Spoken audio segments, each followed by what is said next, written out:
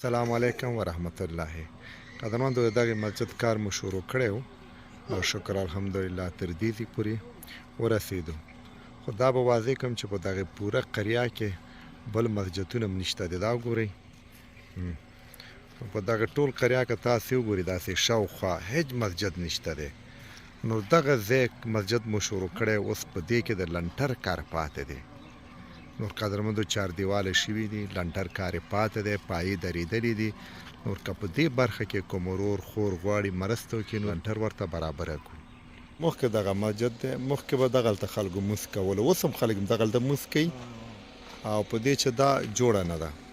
خو که انشاءالله دا جوړ شي هغې نه بعد به دغه شهیدو او دغه به مدرسه جوړیږي.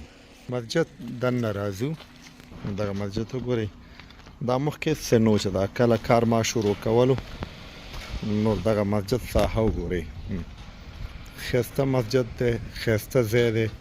په دې چې ما مخکې هم یادونه وکړله چې په دغه ټوله ساحه کې یعنې 2000 او 2500 4000 متره کې هیڅ بل مسجد نشته دی او په دې ویډیو کې هم کتلی شئ.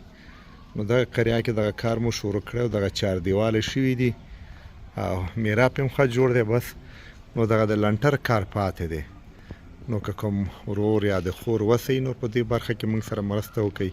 د الله جل جلاله کور دی چې آباد یې کړو. مسجد اوس تقریبا دغه د کسان کارګران ما سره دي وایي دغه 4 ټنه سیخ خوري. څومره سیخ خوري؟ دا سیخ څومره خوري؟